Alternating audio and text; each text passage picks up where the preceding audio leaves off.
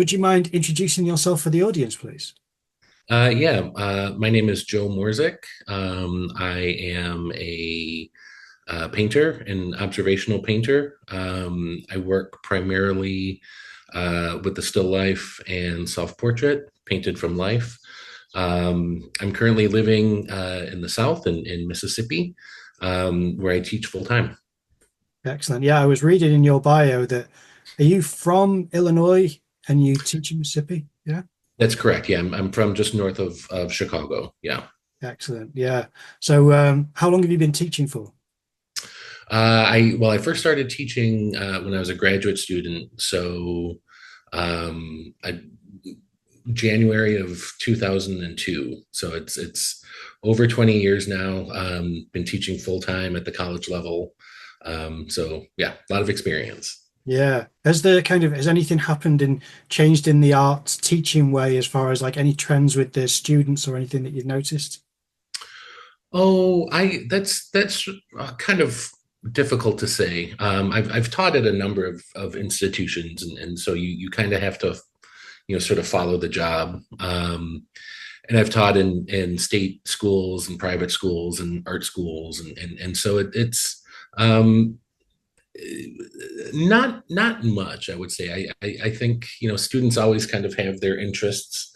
It's always exciting to try to introduce them to more kind of fine art sort of oriented work, and they love animation and illustration and that sort of thing, and so that's great to encourage, but it's I also find it very exciting to say, hey, all of that is based in this other stuff, so check this out too. So Yeah. I was curious because my brother's done a bit of teaching and he talks to me about how the technology has influenced certain young people where he really struggled to get them to do a grid system once in a yeah, lesson that he did because they yeah, just didn't know how to use a ruler. yeah, yeah, So yeah. I didn't know if any technology would have influenced what you've experienced in teaching. Yeah, to an extent. I think, especially, if I'm teaching foundations level courses or beginning level courses, drawing and painting, so much of it is about looking and this kind of sustained observation and the patience and concentration required of that.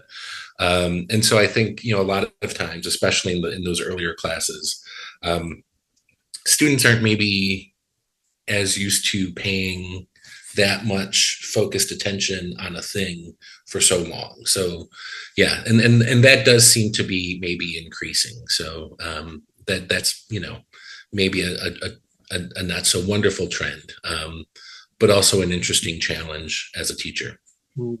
I've mentioned on the podcast before, but not for a while, how I learned from a friend of mine about how long you spend looking before you make your first mark can make a huge difference on what your results will be on the Yeah. picture plane. Is there anything you can tell us about that? Yeah, I think, especially with my own work, I do spend a lot of time just looking, and breaking down. I feel as though it where what I like to do is I like to correct, I like to revise, I like to make adjustments and revisions.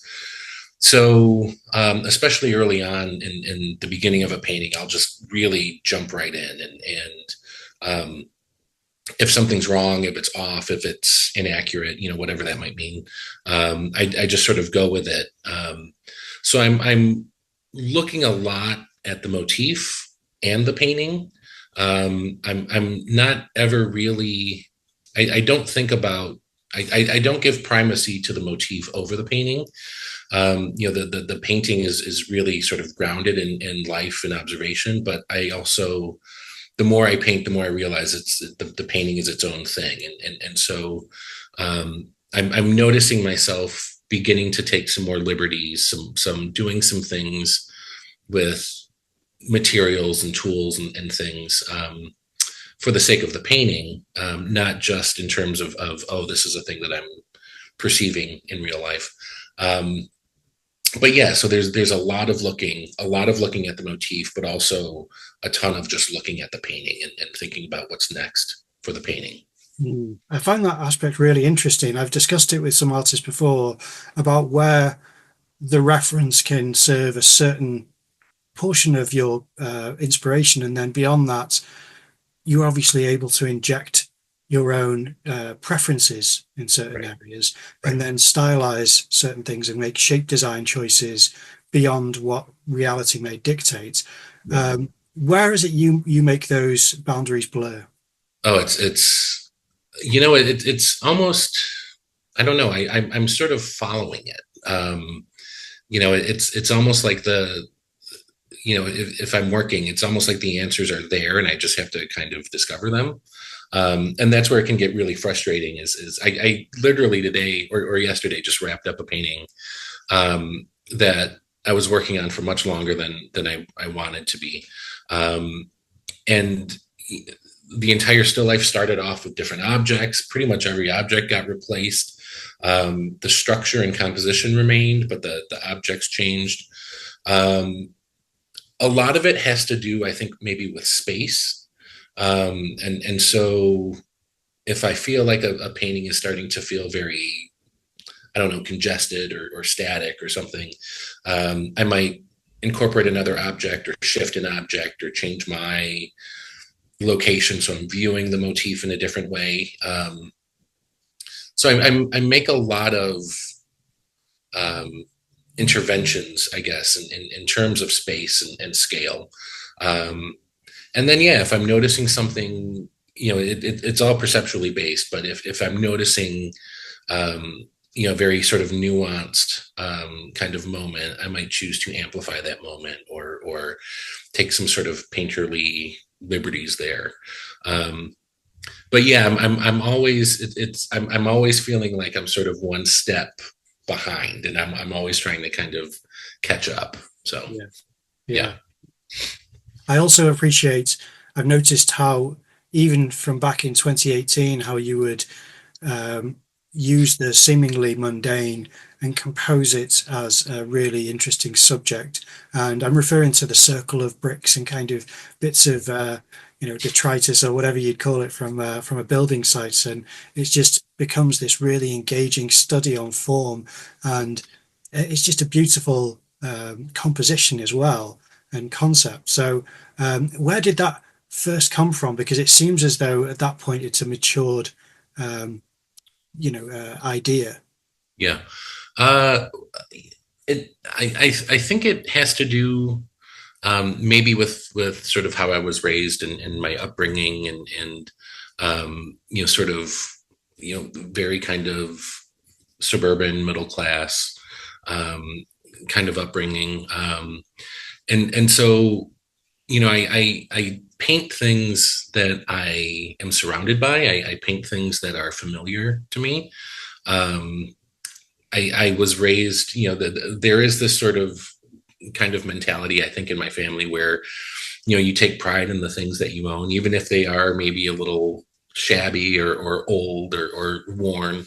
And so I think there's an element of that in there as well. Um, but, and then there's, I think, a couple more maybe sort of conceptual reasons. I like the idea of painting as investment and observation as time and investment. I think there's something lovely there about investing time and attention into these things that we see every day that we don't even notice, that are so commonplace that they just sort of fly under the radar.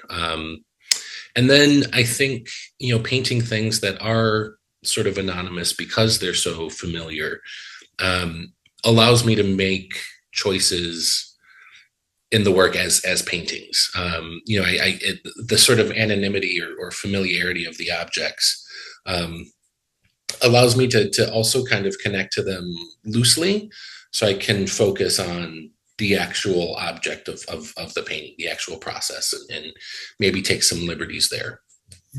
It's lovely. I really appreciate that work. And around the same time, I'm just going to bring it up whilst I talk about this. Around the same time, you also had these, I think it's colored paper, and you created these kind of still life objects.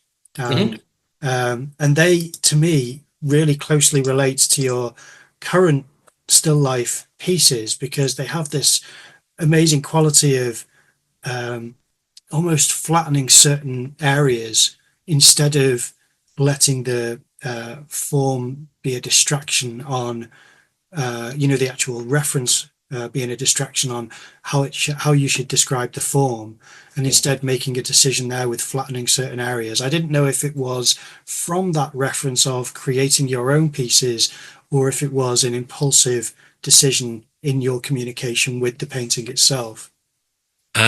So thinking back, there was a lot sort of going on at that time. I think sort of first thing that was happening. There was a time where it was called like zombie formalism or like provisional painting, where that was sort of happening, and it gets a lot of sort of flack and is sort of harshly criticized now, but um, there was a sort of spontaneity and a freshness to a lot of that work that I really liked. And I think I even kind of at the time tried to make some work that was like that. But I realized that I could make objects to paint as still life objects, and they could be abstract forms. They could be made out of cardboard or paper or something like that. Um, and then I could paint them with the same amount of focus and time and attention. And it would be a way to almost sort of engage with kind of what was happening in the painting world around that time. So I remember that was happening. I think also at that time I was a little apprehensive to really declare myself a still life painter. So I think I was maybe a little embarrassed or didn't really want to commit to the idea of being a still life painter. And so painting these things that, these sort of funny sculptures or garbage bags or rubbish or construction materials and things like that. I think that was also maybe a way for me to be an observational painter, but kind of side skirt the whole notion of traditional still life painting. Yeah. That Yeah. even connects somewhat to your current self portraits, where you've got kind of almost triangle edges as part of Yeah. the planes of the face, which I think is more engaging because it then highlights a certain hue and it kind of complements the other tones to make this construction of the form of the face. It's a wonderful piece. Is how long did it take for you to come up with your own self portrait in that way? So that series. So if you're talking about the ones with the blue background, so there's 5 paintings in that series, and there's 1 drawing, and so there's 6 total works in that group, and that was almost exactly 2 years, and pretty much exclusively working on those 6 pieces. I of the 5 paintings, I started all 5 of them at the same time, and would kind of work them in stages, and then one painting would get to a point where I thought like I was getting close to wrapping it up and maybe resolving it, and then I would just kind of work down the line, and then by the time I worked on the 4th or the 5th painting, I inevitably would take that farther just because I was learning more and seeing more and making more complicated choices and that sort of thing. And so I'd get to a point where I felt like the last painting was resolved, and it would make the first painting feel really unresolved. And so that whole series, I felt like I was constantly pushing the finishing line back. And that was a really interesting experience. I think artists and I think painters in particular, I think we're always kind of thinking about like what the end game is. How far do I need to take a piece? How far do I need to take a painting? What is resolution? What does it mean for me? And so that was a really interesting experience to constantly be pushing that back and seeing really sort of how far I could take each painting.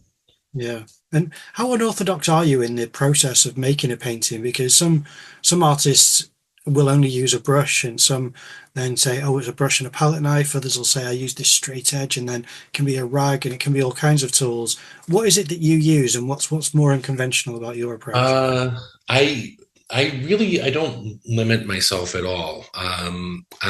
So there's a lot of brush, there's a lot of knife work, big palette knives. I've got big scrapers, and like drywall tools and Bondo scrapers and things like that.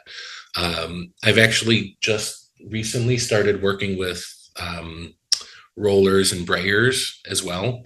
I'll get in and work with my fingers every once in a while. I'll draw into the paint, with a pencil or something, so yeah, so it's really pretty. But even that, I don't think that that's all that unconventional.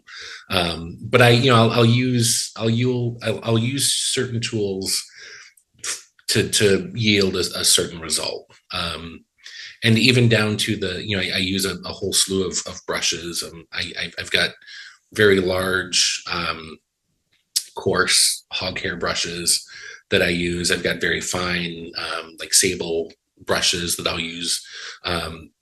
And it's kind of all over the place. Like there's no natural progression. It just, if I end up needing to use a certain tool at a certain time to yield a certain result, I just do it.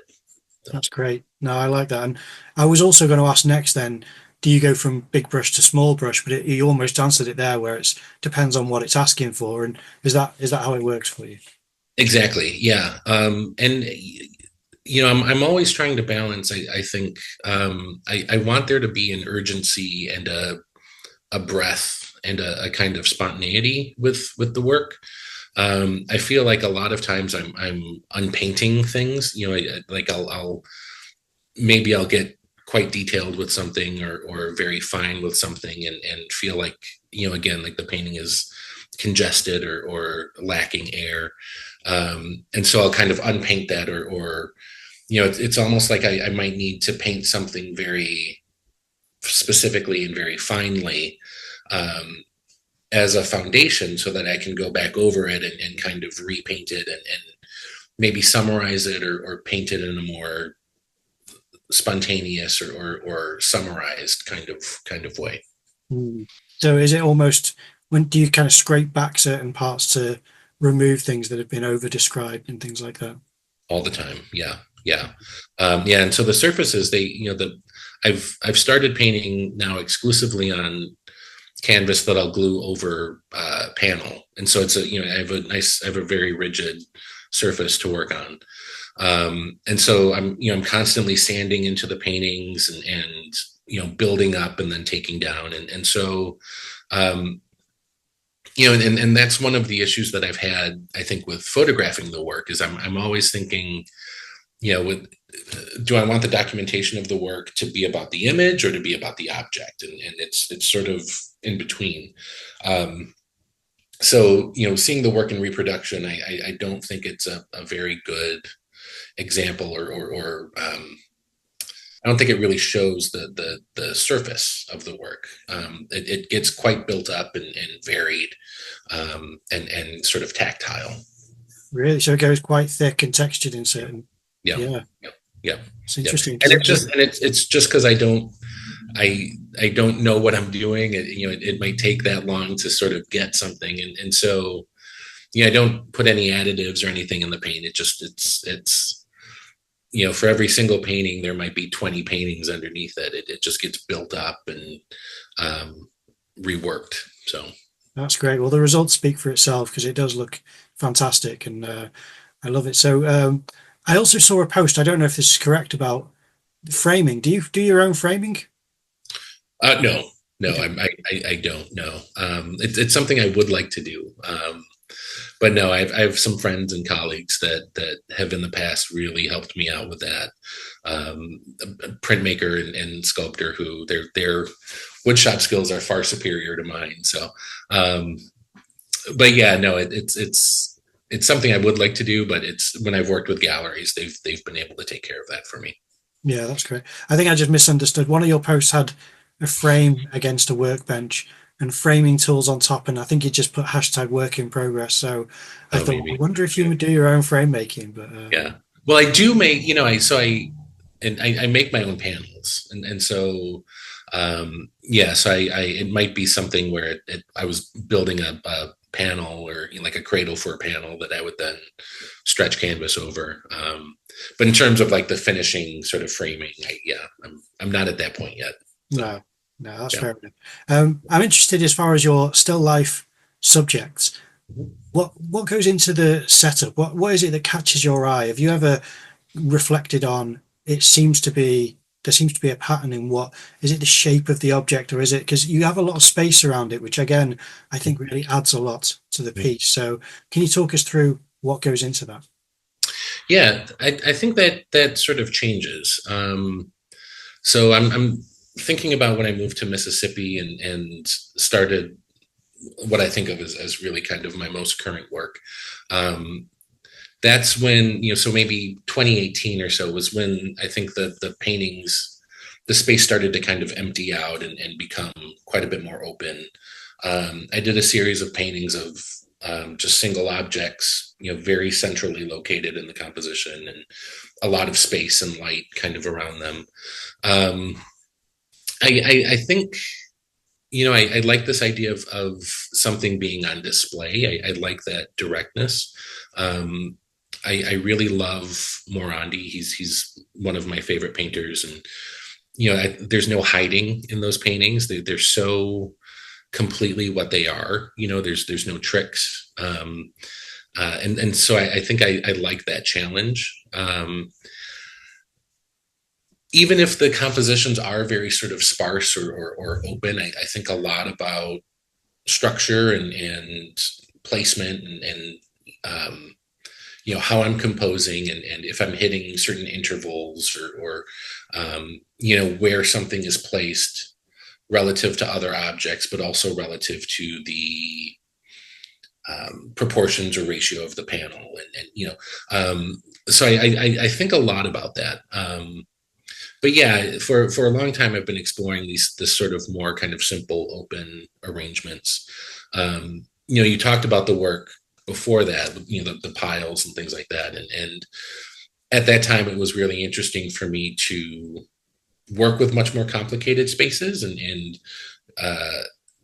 try to find some sort of order in a more kind of chaotic arrangement.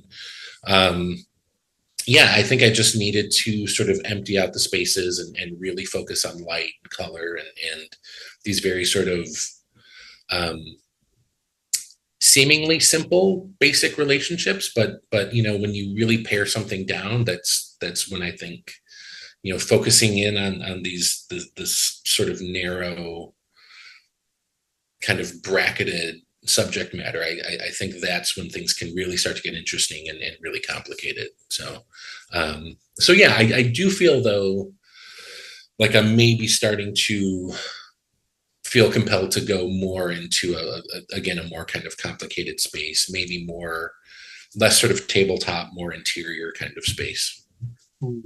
I immediately did see the connection with Giorgio Morandi, which is interesting because I love that. I love that connection. It's Yeah. really nice. And I was discussing with a painter friend the other day how your work does have this illusion of simplicity.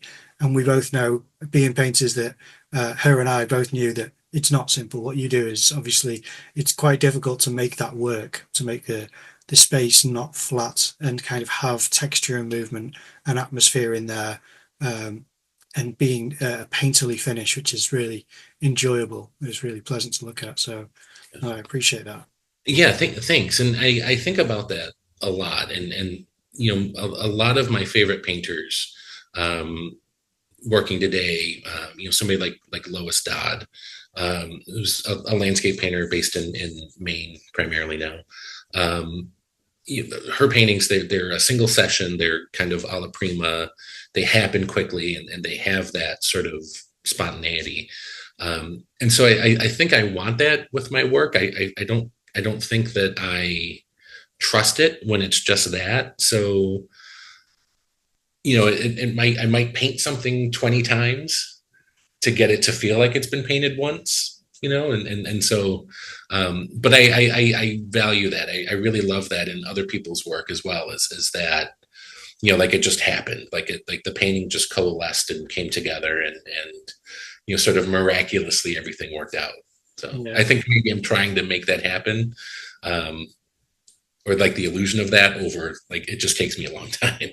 So. Yeah, well, it's worth it. Again, another artist actually who I thought of whilst looking at your work, and I think it was your self-portrait, and it reminded me of a current artist, Nicholas Uribe. I don't know if you're familiar Oh, with him. sure. Yeah, yeah, Yeah. yeah. I know his work. Yeah. So yeah, I kind of appreciate how Yeah. your self-portrait has a similarity to, I think, some of his work in a way, which I think is really, really appealing. I really like that Nice. approach. Thank you. Yeah. But Yeah. yeah, I That kind also of art. yeah, it had that kind of almost had almost the lines in there where it just kind of draws you in with the difference of you know drawn line to brush to angled, and it just has a lot of interesting variation and contrast in there in the subtle transitions, I think, in certain aspects. So that's always really enjoyable. But I was going to ask as well about how I think it's 2018 again. I think I'm going back to. So I apologize to take you back always to there, but Yeah. Sure. I think it was back then when I noticed you'd done abstract pieces, um, Oh, yeah. which were really interesting as well. So how did that come about? So that was actually quite a bit earlier. That was, trying to think of when, that was probably closer to 2012, maybe. Like, so so I think those really came about. So I studied art in college, as an undergraduate. I graduated and then went right into graduate school. I didn't take any time off, and kind of carried on and continued. But I've always had such an interest in observational painting and working with the still life and self portrait, and I started doing that as a student, and kind of kept doing that in graduate school, and just moved right through graduate school. And then yeah, I after, so I graduated, I left graduate school in 2006. So this was actually even maybe a little bit earlier. Started teaching, and was out of school, and it was really a couple years after leaving graduate school that I started to have a little bit of an identity crisis, and sort of when, I think, if one were to take time in between undergraduate and graduate school, and sort of find themselves, and branch out, and make a lot of different work, I started doing that after graduate school.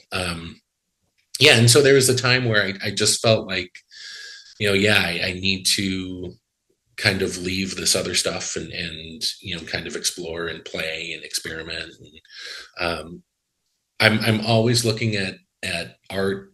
I was looking a lot at Amy Sillman, an abstract, or well, figurative abstract drawer, painter, kind of person. She's one of my favorite painters, and I think was letting myself be very influenced by her at the time. And yeah, just thought, wouldn't it be really fun to just make paintings that where painting was the focus, and it wasn't based on anything. I could make a move in a painting, and just purely respond to what the painting needed. Yeah, and so yeah, that was a lot of fun. It was quite a bit earlier, and that was actually informed. I was doing things in those paintings that I actually still do today. So I think the loss of subject matter was a way for me to really explore, paint application, mixing, construction, all of that. And so that really had a big influence on kind of technically and procedurally how I paint today. We have been working on something in the background. We've had previous guests revisit the channel to give us additional content, everything from studio tours, sketchbook tours, talking us through the process of paintings, and all kinds of additional treats which you're exclusively going to see as a patron who supports the channel. So by supporting us on Patreon, you help the channel keep going. There's a lot of work put into this, from the video editing to the sourcing of guests. So you really help us find those guests, and to put the content out. And we have lots of content planned for the near future. So the links for that will be in the description of this video and in the description on the podcast channels. And otherwise, you can go on to Patreon and type in Painting Insights Podcast and support us that way. Thanks very much. Enjoy the video.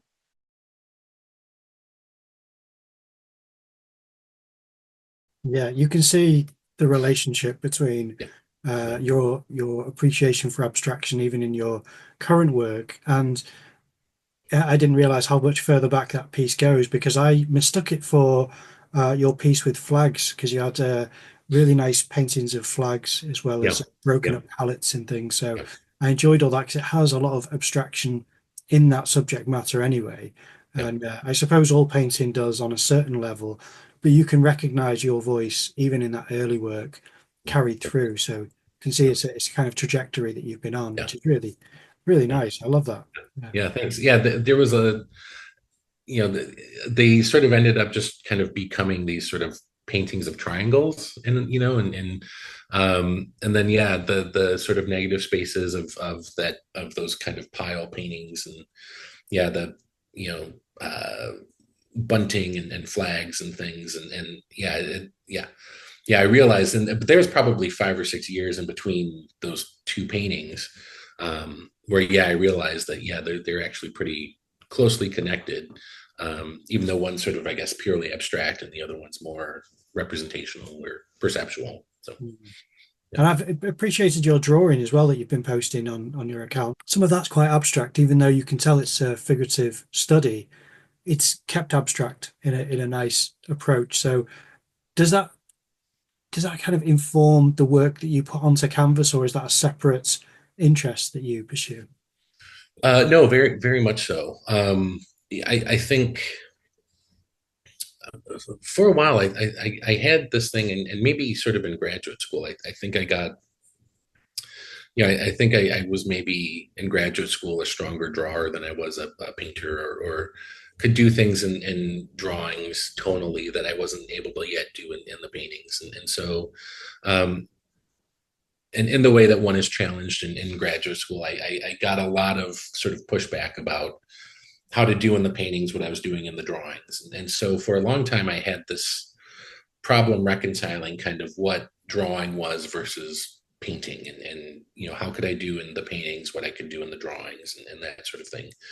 And it really, I think for me, came down to edge and tone or value. So I think I focus more on tone now as a painter than I do color. I think a lot about color, but really, especially early on in the paintings, I'm very much looking at tonal relationships and value patterns and things like that. I do a lot of measuring and sort of finding edges and finding the boundary of a form, and that for me is very much about drawing. But there is something about the immediacy of drawing, and I did a drawing marathon at the New York Studio School in January, and that was led by Susanna Coffey. And she's always been one of my favorite painters, and she was just brilliant. And she basically gave me the challenge to make a drawing a day, a big, large drawing. And so they had a kind of a specific, or a spontaneity and a quickness about them. So I had to really kind of make them happen. Without much planning, and just, kind of respond to what was happening and just sort of wrap it up in a day. So. Yeah. It looks like a mixture as well of, some of them look like you've been drawing the public, because I draw the public when I'm at a train station or just waiting in a coffee shop or something. Is that what I'm seeing in the sketchbook as well? Well, I do. Yeah, in my sketchbook, I'll take my sketchbook, to a coffee shop or a bar or something, and draw there. And then the ones that I did at the workshop were big acrylic and charcoal drawings. So. Yeah. And the other thing which I noticed as well is that I thought it was life drawing as well. Do you do life drawing sessions? Yeah. Yeah. So I teach full time, and I teach all levels of painting and drawing. And in that is figure drawing and figure painting as well. So um, yeah, and when I can, when I'm teaching, I'll try to sneak away and draw with the students, and you know, periodically work on my own stuff alongside the students. If there's anything which you've noticed that students struggle with, is there anything kind of, I mean, put it this way, the teaching that I did, the students struggled with proportion and perspective. And those two things, I would kind of try and tell them tricks of, the vertical, horizontal, and and diagonal markers for certain things, kind of like rhythm lines and things like that to get the certain markers for proportion. And then perspective was difficult because when I was teaching, it was a small class and it was a bit beyond their level. So it had to be, the whole class should have been dedicated to perspective from the beginning, whereas it was just more trying to help them along the way for each session. So is there anything which you've noticed that students consistently find as barriers between them and a successful piece? Well, I think they're their own barriers sometimes. I think yeah, I think there is, it even for me as when I was a student, it took me a long time. But I don't think I even really understood perspective until I had to start teaching it. But once you understand it and get it, it makes sense. So yeah, I think perspective can be difficult. I think proportions and stuff like that can be tough.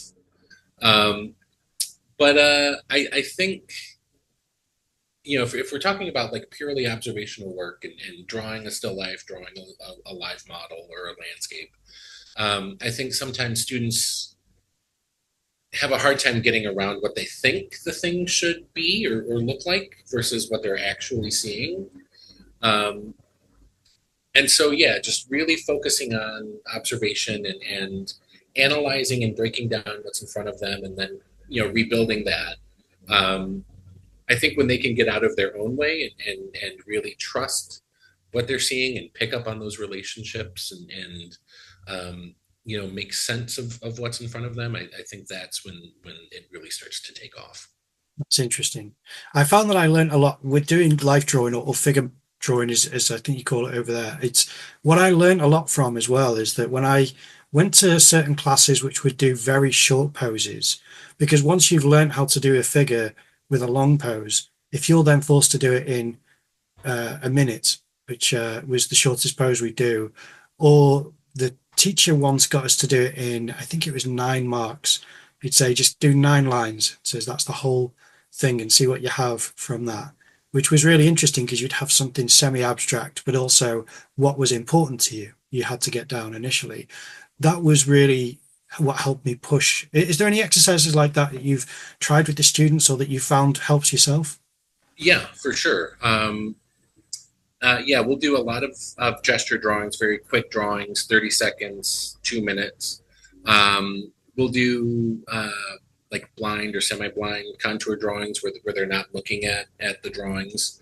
When I teach figure painting, I actually sort of start the class where students are working more abstractly. And so they're intentionally abstracting and intentionally working outside of a naturalistic or realistic sort of mode. And so they're doing those things intentionally, and they're working with a degree of intent, so that when we do move into projects or assignments where they're expected to or pushed to achieve a more kind of naturalistic product, they're able to do so. And so yeah, I love, yeah, I teach a lot of different projects, a lot of different assignments, and things that have very specific outcomes. So that when the student, sometimes I feel like maybe they're being presented with too much, but I would much rather have my students have more thrown at them and them have to sort of find their way and sort of do these things than not get enough. I like that, yeah. And me personally, when I was in art school and university, I campaigned for life drawing because they didn't have it. Shamefully so, they didn't have it. And I remember making a case saying that life drawing underpins all, drawing knowledge and even art making. If you're the rest of your career is with fluorescent light bulbs, it's not going to be harmed by having a foundation of life drawing knowledge to Right. kind of then use that as an analogy with your light bulbs, or to understand shape, design, or form. So I do think it's just such a good, it's just like plein air painting. I think those two things are really good challenges for your growth and education as an artist. It's not, fundamental or how you have to do it, but I think it's one of those foundational skills that if you can engage with it, it really Yep. does enrich your experience, whether you're in or out of the studio from that point on. Do you have that experience as well, do you think? Oh, absolutely. Yeah, yeah, for sure. Yeah, no, most of our students are interested in graphic design, but the same thing. It's all problem solving to certain degrees. I think that I say to students, all art making is you're problem solving. You're searching out different relationships. Formal relationships, conceptual relationships, the relationship between the material that you're working with and the subject matter that you're working with. And so I think those ideas, those explorations, I think, whatever the creative endeavor is, I think those are really good challenges. Yeah. And if I can just change subject a little bit, because I did want to ask you as well about the scale of your paintings and whether you vary the scale. So how do you approach when you do uh, start a painting, the scale of it? What's your preference there? So the size of the painting is really dictated by the size of the objects in the painting. So I tend to work very closely to life size. That's an important relationship for me to have with my own paintings, and for the paintings to have with the viewer. I want the viewer to feel like they're occupying the same space as the objects, or the space that's depicted in the paintings. And so yeah, so the composing, the sort of finding of borders and proportions of the canvas, that's really based on the size of the objects and the arrangement that I make with them. Now, usually once that's set, there's lots of changes that happen in the paintings. But yeah, it's primarily based on working with objects that are around life size. So for your self-portrait, I know you've had questions about this. So I've been reading the comments on your questions. Were you trying to get a one for one size with that, or is that different? It's pretty close. Yeah, it's slightly smaller than life size. But yeah, it's that one's they're pretty close. And so I think that painting, the almost the fuller figure one, which crops off almost at sort of mid thigh. That painting is, I think, 40 inches tall. And I'm not a very tall guy, so it's so the body in the painting is quite close to life size. It's slightly smaller, but pretty close. That's fantastic. Yeah, I had no idea that's what it was. And to be honest, I assumed that your painting was oil. Is it all acrylic that you use? No, oil. It is Yep. oil.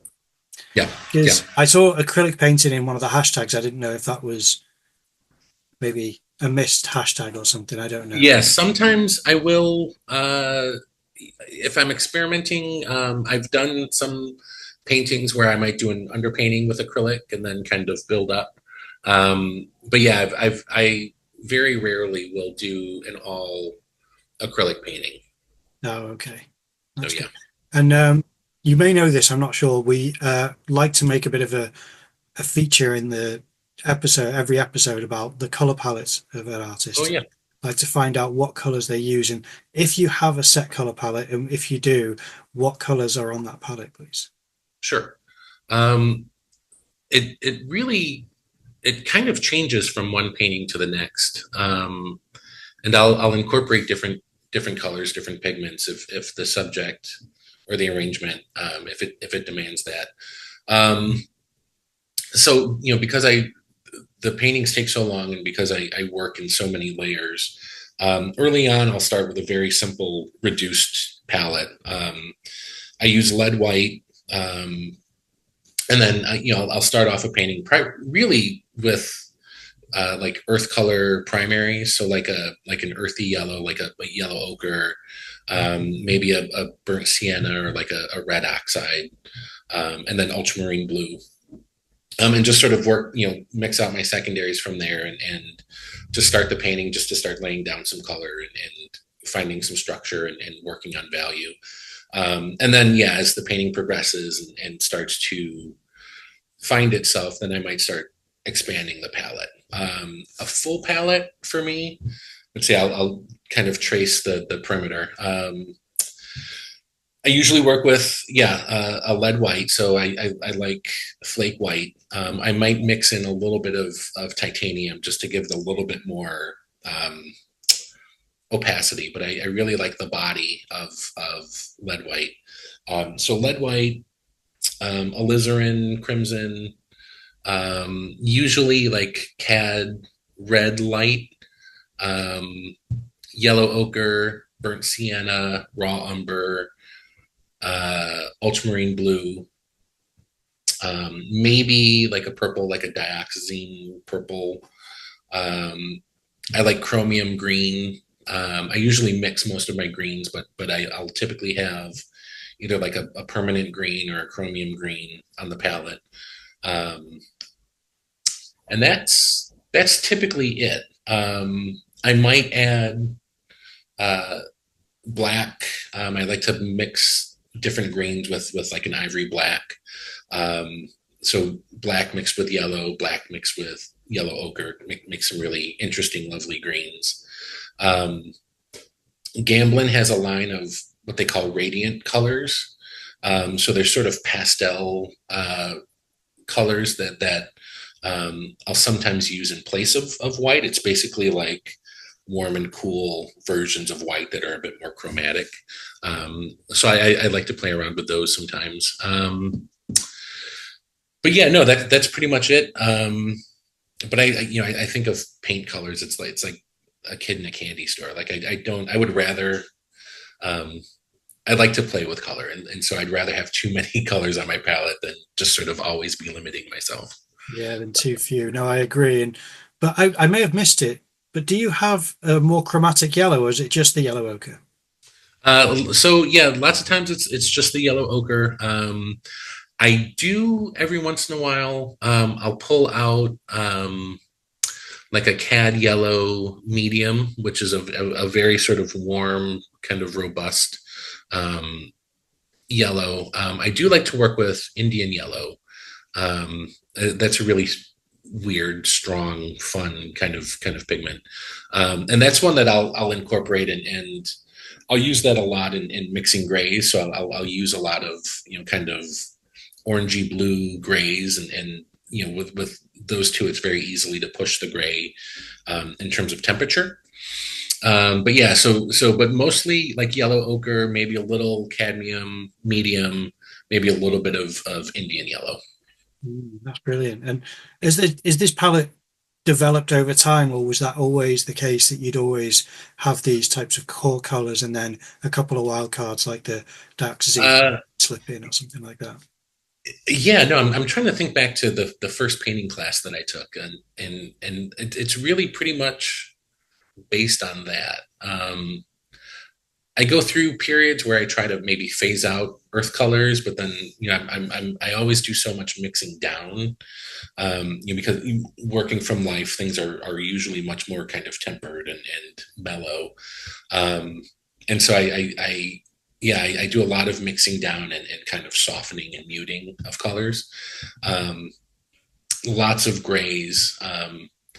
But yeah, there's usually there, and it happens too when I'm setting up the motif. It might be a very sort of quiet, sort of somber motif, but then there might be one form or one element that's got a little bit of zing or pop to it that I like to kind of play. Have almost these two extremes: this sort of very quiet kind of neutral palette with a moment of intensity. I like that. So. Yeah, and so this painting I just finished now, one of the objects was rimmed in a kind of electric teal kind of color, and so it's a very sort of quiet painting, but then there's this sort of moment of like, this very kind of subtle moment of this like kind of teal sort of color. So, things like that. So, Fantastic. Yeah, still experimentation. There's still space for that oh in the yeah, colors as well. Yeah. yeah. Yeah. I'm trying to think. But it really goes back to, when I come in for the day and kind of what I'm looking to do that day, what problems I'm looking to solve. Um, but typically, yeah, at the beginning of the painting, the palette is much more restrained, mostly primaries or earth color primaries. And then as the painting progresses and I start to think more about color and really try to match or articulate a certain color, that's when the palette starts to open up and become more complex. Mm. I enjoyed the post again. This is probably going back to 2018 or so, probably, because I went all the way back and started looking at different pieces. And I Yeah. think it may have been back then. I could be wrong. You posted one picture saying, because it just looked different than your actual painting in the mark making, not in the colors. Mhm. And it was, you'd posted a picture of your palette after being scraped and said, you wish you could make a painting that you like Oh as yeah. much as your scraped palette, Yeah. which I thought was really fun because I've experienced that where I look at the palette. Yeah. This is better than that is. I've been Yeah. working on that. Yeah. I've not Yeah. been working on the palette. So Yeah. yeah. Yeah. I think that might have been, I was a resident at the Vermont Studio Center, and I was doing mostly these very small plein air paintings on paper, some of which were not much larger than like the size of a stamp. So they were very small. But paintings of moments in the landscape and architecture that was very far away. So it seemed to make sense. So my palette was actually just a cookie sheet, like a baking tray. And I was probably pretty lax about wiping it down each day, and it just got quite crusty. So, yeah. Yeah. Yeah. Yeah. Well, I was also curious about, I saw that you have exhibited your work in public and private shows. Mhm. Is there anything there which you can give advice on for anyone who is trying to exhibit their work? What advice do you give to either students, or would you give to viewers or listeners who are yet to do that? Yeah. Um, well, I think it depends on what you are wanting in terms of an audience and kind of what's important for you. Right now I live in the South, and a number of my friends and colleagues, their work is very much about the South and has a home in the South.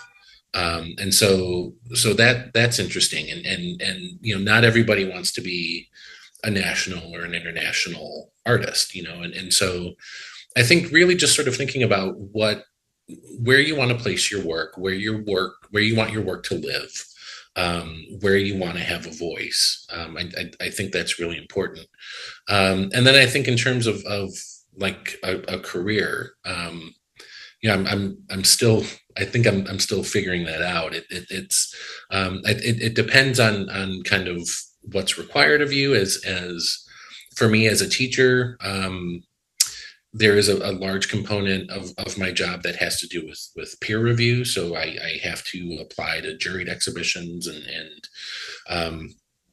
show my work in museums and galleries, nationwide, and have the work reviewed by artists and curators and museum reps and things like that. If it weren't for having a job in academia, I don't know that I would apply and do as many juried exhibitions.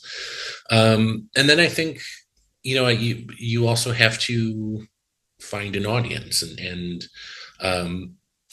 my painting is in dialogue with a certain kind of painting, and I've done better, or I've had some success showing work overseas, and I work with a gallery in London and a gallery in Cornwall. And I feel like I want my work to be in dialogue with a certain world of maybe British painting. And so, yeah, so I think that would be my advice is to, who do you want to have a conversation with? What kind of artist do you want to be, and where do you want your work to live? I don't think there's any one way of being an artist or exhibiting your work. That's fantastic. No, I completely agree. That's really great advice. And for anyone who does want to see your work in person, where is it currently exhibited, or where will it be exhibited? What galleries do you work with? Yeah, so in London, I work with a gallery, 155A gallery, and it's a wonderful gallery. It's a beautiful small space. Definitely worth checking out. An amazing group of artists represented with that gallery, and then likewise, Tregony Contemporary in Cornwall. Is a gallery that I've shown quite a bit with. I actually have a two-person exhibition coming up with Tregony, and that's in September. So yeah, and then otherwise, just my website, which is just joemorzuchpaintings.com, social media, Instagram. Okay, fantastic. There's no galleries you're currently exhibiting with in America? No, and that's and kind of like I was saying, I would like to have more of a presence in the States here. But yeah, I think you just kind of have to see where your audience is. So yeah, no, that's it. That's not a judgment. It's just an interesting, Yep. just an interesting factor. So that's great. And anyone who is able to see your work, obviously we encourage them to do that. There will be links in the description of the video and of the audio platform for the galleries, for your website, which I think is lovely. I was admiring your website earlier, so we'll have a link for that in the description, as well as your social media, your Instagram. Is there any other, aside from Instagram and your website, is there any other social media you're really active on? Facebook maybe is the only other one. Yeah, but That's right. mostly Instagram. And I'll post something and I'll be on Instagram for a while, and then I'll take a break and get off of social media for a while, just for sanity's sake. But yeah, mostly Instagram. So. Yeah, well, it sounds healthy to take those breathers from Yeah. Instagram. Yeah. And I'd love, I've been really lucky. I reach out to people a lot through social media, and I'm a big fan of so many painters and artists, and I tell my students I reach out to people that I admire, and I've been very lucky in being able to connect with people that way, and so I would just encourage people to do that as well. Absolutely. Well, I'm a big advocate of that, as you probably know. Without Instagram, I wouldn't have had my guest list that I've had. So, yeah, it's definitely a great resource for connecting with people and really just getting to know what people are doing around the world. It's a wonderful resource for inspiration and just for connection with others. So, I absolutely agree. But no, you've been a fantastic guest. You've been very generous with your time. Thank you so much for being on the podcast. Likewise, thank you.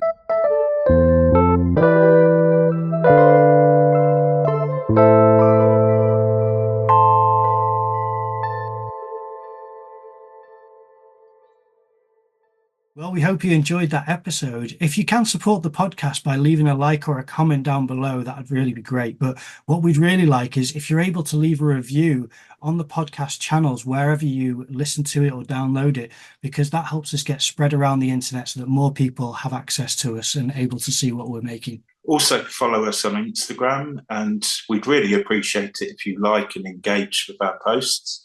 Help get the podcast better known. Thanks for listening.